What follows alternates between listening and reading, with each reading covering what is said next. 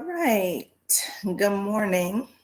I'm going to get started in a few seconds.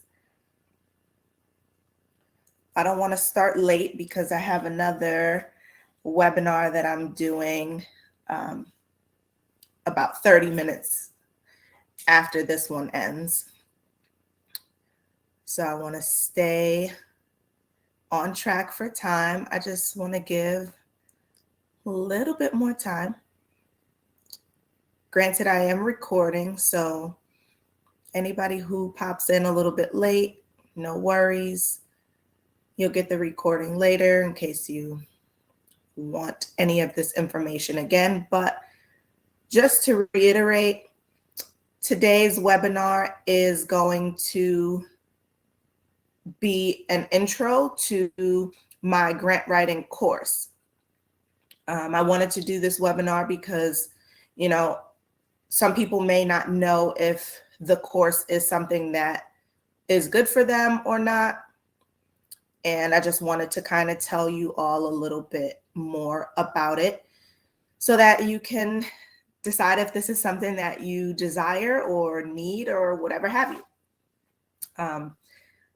I do have a tendency to ramble a little bit, so forgive me because I will be reading off of my notes in front of me just to make sure that I stay on track for this 30 minutes because I get excited about the things that I have to offer and I can kind of just talk all day. Also, forgive me if there's any little bit of like lag or disruption. My kids smashed my laptop apparently last night before bed, and I didn't know until this morning, and there was like juice spilled on it and it's cracked and half the screen is discolored right now. So hopefully it's not affecting my video quality on your end too much, but I'm going to do my best with what I have today. I had no time left to try to fix anything or come up with another plan. So if anything, I'll just have to redo the webinar and make another date. But anyway, let me go ahead and get started. So welcome to the webinar. I'm Ashanti. For those who don't know me, a lot of you do know me and follow me already. I appreciate your support. A little background, I've been in birth work for 8 years, and I've been running my nonprofit for 6 of those 8 years. So I have been in nonprofit work for almost the entire duration of my birth work career. During that time, I've written many grant proposals, and I've secured hundreds of thousands of dollars in grant funding for my organization. Not only have I secured funding for myself, but I've helped other birth workers to secure grants and get their nonprofits started. I created a video that's called Nonprofit for Birth Workers because a lot of people have asked me, like, I really want to start a nonprofit, or I want to start a community doula program. I don't know where to start. I'm intimidated by the process. And so I decided to create a video, which is available for purchase on my website, but it's also included in the grant writing course automatically. Now, grant writing is a great skill to have, even if you're just a small business owner. There are plenty of small business grants available that don't require you to have a nonprofit. So even if you don't plan on starting a nonprofit, the information in the course can still benefit you. Of course, if you would like to, or you're interested in starting a nonprofit, the information in the course is definitely going to be beneficial to you.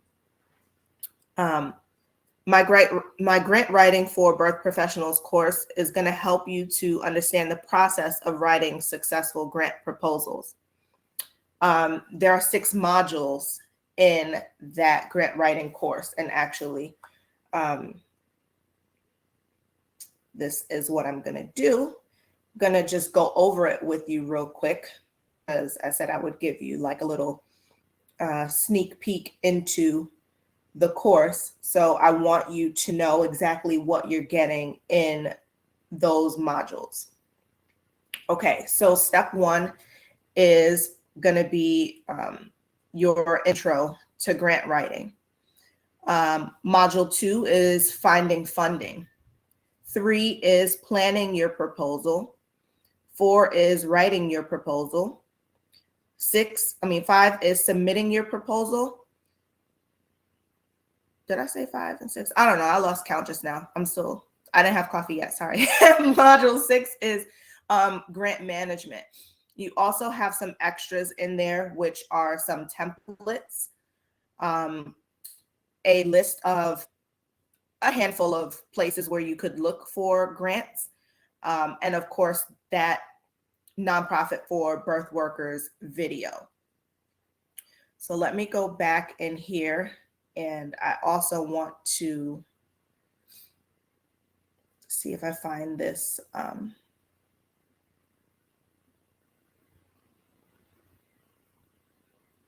should have had it pulled up, but you know.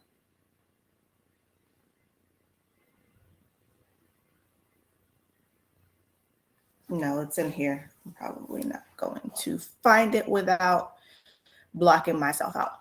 Anywho, so yeah, there'll be sample proposals. There'll be templates and worksheets. And again, you'll get the nonprofit video. So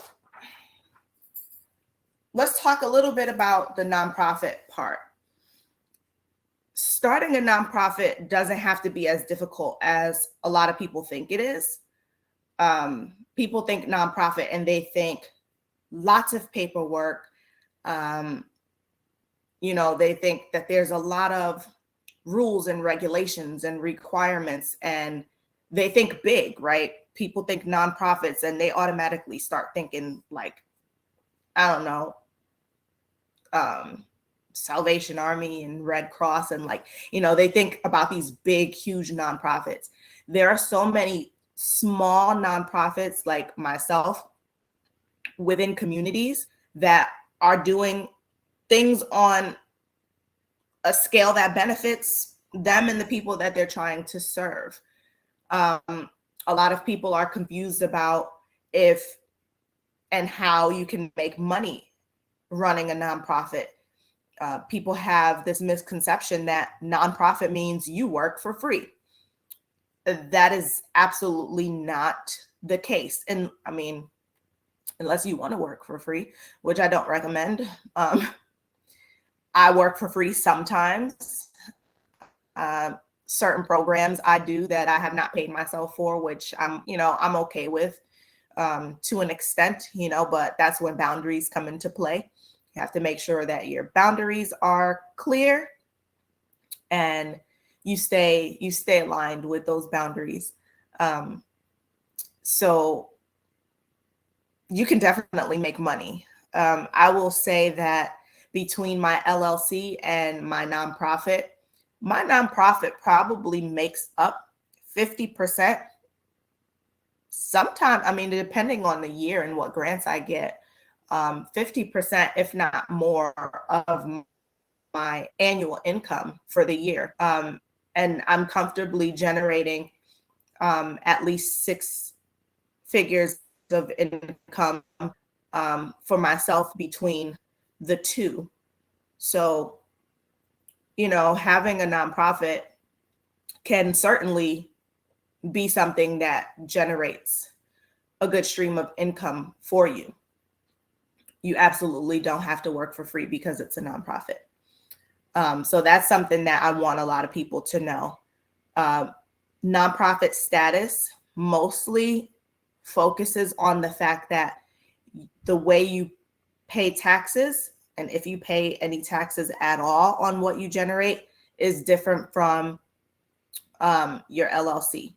And really, there's really not much more paperwork. Honestly, I think I have less paperwork through the nonprofit than I do for the LLC when we're comparing like tax related stuff. Of course, there's a lot of grant writing. So if you include that in paperwork, then maybe it's a little bit more paperwork. But again, even if you're not interested in starting a nonprofit, you should know how to write grants. You are potentially I don't want to say losing out, but missing out on opportunities to secure a lot of funding for yourself and your small business by not knowing how to write a good grant proposal. Now, anybody can go just like, write up a grant, right? You can go to the application and you can type in why you need the money and what you're going to do with it and blah, blah, blah. But grants are almost like a lottery, right? So there's only but so much money available. And then there are hundreds, if not thousands, if not hundreds of thousands, depending on the grant, of people applying to get some of that money. Now, they're only going to pick a certain number of people. Sometimes it's one person that's going to win the grant. Sometimes it's 5 or 10, whatever. But every time you apply for a grant, like, your chances they're kind of low. I hate to say it, they're kind of low. I would say probably for every 10 grants I apply for, I might get one. And that's kind of discouraging. But it's even more discouraging if you know that you don't have the skills to write a good grant proposal. A good grant proposal is everything. Like, they want to know that you're professional. They want to know that you have a plan. They don't want to just give you money and, you're like, oh yeah, I think I want to maybe try to do this. Like, no, you have to go in there concrete and say, listen, I've developed a plan to start this program. They want to know why you want to start that program. Have you engaged with your community about the need for this program? Is there actually a need for this? Is there a desire for this? Are you doing something that is unique to your community? You have to really know how to sell it. You want to provide evidence. You want to provide articles and research studies sometimes, depending on the grant that you're applying for. Not always, but just to say, you need to really come in strong. So for myself, when I'm applying for grants for my community doula program, I am providing proof via statistics and studies. So I may pull things from the March of Dimes website. I may pull things from the CDC, and just different resources that have studies that have proven the disparities and the numbers and statistics when it comes to Black infant and maternal health, Black infant and maternal mortality and morbidity. I'm showing them numbers and I'm saying, this is proven that this is an issue. And there's nobody else in our immediate community who is tackling this issue. And then I bring in statistics from my actual city. And I say, our city has the highest live birth rate in our whole state, but we also have the highest infant and maternal mortality rate in our whole state. And we also birth the most Black infants in our state, right here in my little tiny city. And that's a problem that we don't have enough support for the Black birthing community here. So a lot of the times when I'm applying for local grants, I get approved because they can't fight me on that. Like, they know they'll be wrong if they don't put a few dollars in my pockets for this work, especially when the city themselves has declared racism as a public health crisis and has granted me a proclamation to recognize Black Maternal Health Week around, the fact that this is a problem. So a lot of the times they give money. So not only do you want to have grant writing skills, but you want to make sure, especially if it's for a nonprofit that you're going to start and you're going to write grants for, make sure you're really out there in the community, making a name for yourself so that people can say, oh yeah, that's her. That's the one that's been doing the work around this. You can have things that you can plug into your grant that really look better for you. They want to know that you're already actively doing the work. You also, I'm going to give you another tip. Partnerships with other community organizations are extremely important. I am guilty of being somebody who is working on my patience and also working on allowing people to help me. I tend to be very like controlling in my work. Like I have very much this mindset of if you want it done right, do it yourself. And I'm getting out of that. Sometimes, I mean, there's a place for that.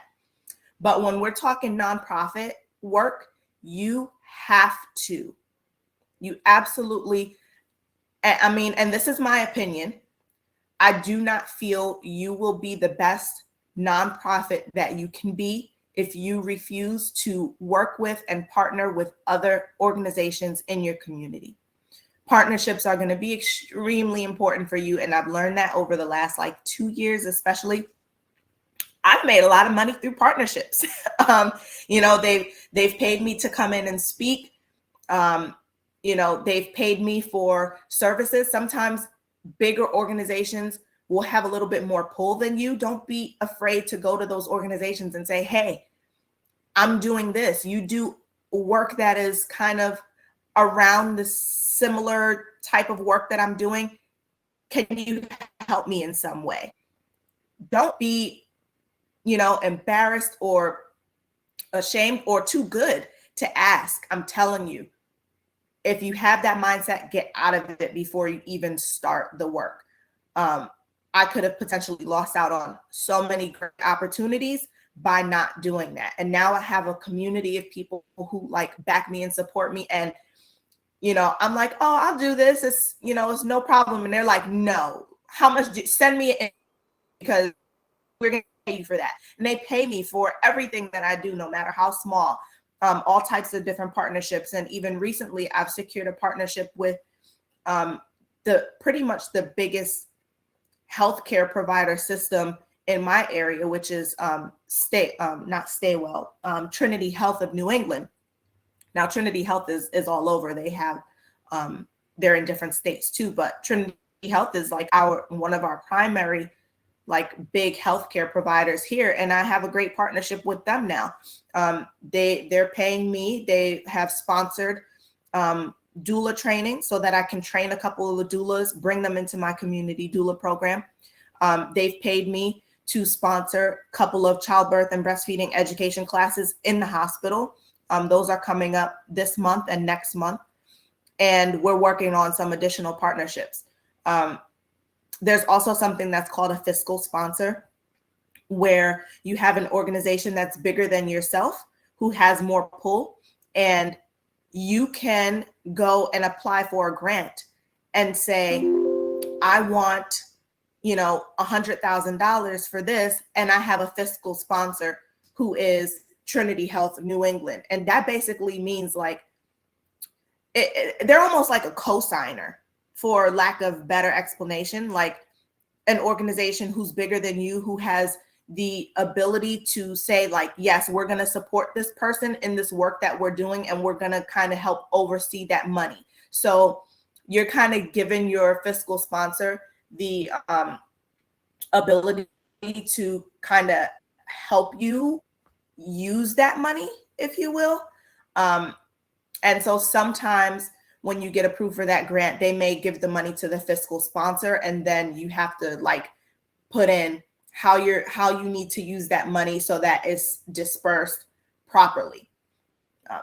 So kind of somebody to help you handle your money, which I don't love, honestly, but some really new nonprofits can really benefit from that. So just to say again, even in grant writing, if it's a small business grant and not a nonprofit grant, you may even be able to partner with grants with other companies or businesses on a project. So yes, this is nonprofit, but there's another organization who has partnered with me on a grant project multiple times. So what they did was they asked the foundation for $50,000, and they said, out of $50,000, we're going to give Ashanti with Woman's Choice $5,000, and this is going to be her role in this grant project. So maybe the whole grant project is more postpartum support for birthing families, right?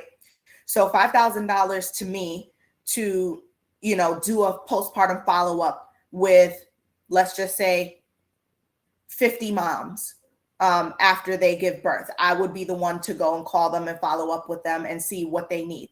And then they give another $5,000 to another organization who maybe they have,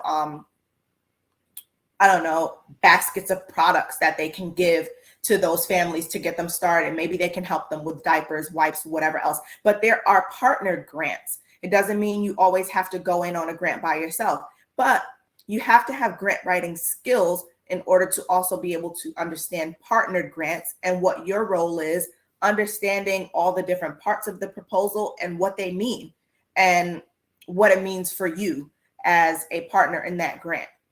So, you really have to go into the course.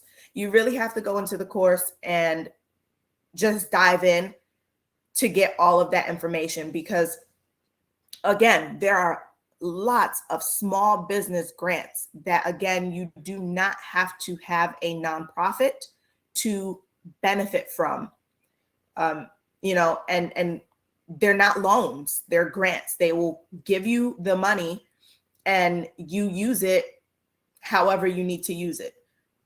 Some grants will say we're giving $10,000 to a small business owner for whatever they want.